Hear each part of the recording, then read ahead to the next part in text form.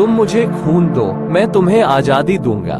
राष्ट्रवाद मानव जाति के उच्चतम आदर्श सत्य, शिव और सुंदर से प्रेरित है। याद रखें, अन्याय सहना और गलत के साथ समझौता करना सबसे बड़ा अपराध है। मेरे पास एक लक्ष्य है जिसे मुझे हर हाल में पूरा करना है। मेरा जन्म उसी के लिए हुआ है। मुझे नैतिक विचारों की धारा में नहीं बहना है। गुलाम लोगों के लिए आजादी की सेना में पहला सैनिक होने से बड़ा कोई गौरव, कोई सम्मान नहीं हो सकता है। मेरे जीवन के अनुभवों में एक ये भी है, मुझे आशा है कि कोई न कोई किरण उबार लेती है और जीवन से दूर भटकने नहीं देती। हमें अधीर नहीं होना चाहिए, नहीं यह आशा करनी चाहिए कि जिस प्रश्न का उत्तर खोजने में न जाने कितने ही लोगों ने अपना संपूर्ण जीवन समर्पित कर दिया, उसका उत्तर हमें 1-2 दिन में प्राप्त हो जाएगा। मुझे यह नहीं मालूम कि स्वतंत्रता के इस युद्ध में हम में से कौन कौन जीवित बचेंगे, परंतु मैं ये जानता हूँ, अंत में विजय हमारी ही होगी। शाश्वत नियम याद रखें, यदि आप कुछ पाना चाहते हैं तो आपको कुछ देना होगा। असफलताएं कभी कभी सफलता की स्तंभ होती है। अपने कॉलेज जीवन की दहलीज पर खड़े होकर मुझे अनुभव हुआ, जीवन का कोई अर्थ और उद्देश्य है। राजनीतिक सौदेबाजी की कूटनीति यह है कि आप जो भी है उससे ज्यादा शक्तिशाली दिखें। एक सच्चे सैनिक को सैन्य प्रशिक्षण और आध्यात्मिक प्रशिक्षण दोनों की जरूरत होती है। मैं संकट एवं विपदाओं से भयभीत नहीं होता। संकटपूर्ण दिन आने पर भी मैं भागूंगा नहीं, वरन आगे बढ़कर कष्टों को सहन करूंगा। सुबह से पहले अंधेरी घड़ी अवश्य आती है। बहादुर बनो और संघर्ष जारी रखो, क्योंकि स्वतंत्रता निकट है।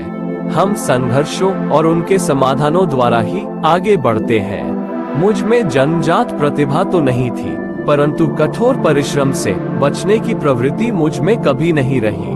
भारत पुकार रहा है, रक्त रक्त को पुकार रहा है। उठो, हमारे पास व्यर्थ के लिए समय नहीं है। अपने हथियार उठा लो। हम अपने दुश्मनों के माध्यम से ही अपना मार्ग बना लेंगे, या अगर भगवान की इच्छा रही तो हम एक शहीद की मौत मरेंगे।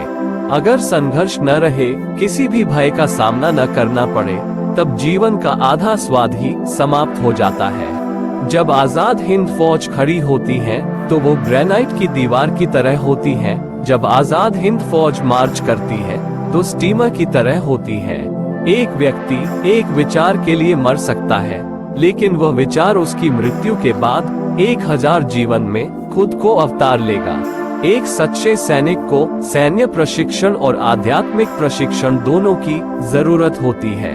हमारी राह भले ही भयानक और पथरीली हो, हमारी यात्रा चाहे कितनी भी कष्टदायक हो, फिर भी हमें आगे बढ़ना ही है। सफलता का दिन दूर हो सकता है, पर उसका आना अनिवार्य है। स्वामी विवेकानंद का ये कथन बिल्कुल सत्य है। यदि तुम्हारे पास लोह शिराएं हैं और कुशाग्र बुद्धि है, तो तुम सारे विश्व को अपने चरणों में झुका सकते हो। सैनिक जो हमेशा अपने देश के लिए वफादार रहते हैं, जो हमेशा अपने जीवन का न्योछावर करने के लिए तैयार रहते हैं, वे अजेय होते हैं। ये हमारा कर्तव्य है कि हम अपनी स्वतंत्रता का भुगतान अपने रक्त से करें।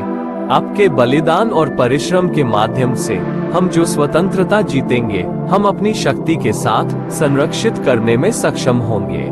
संघर्ष ने मुझे मनुष्य बनाया। मुझ में आत्मविश्वास उत्पन्न हुआ जो पहले मुझ में नहीं था।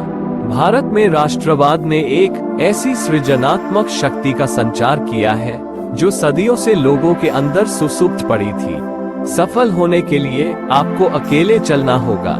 लोग तो तब आपके साथ आते हैं जब आप सफल हो जाते हैं।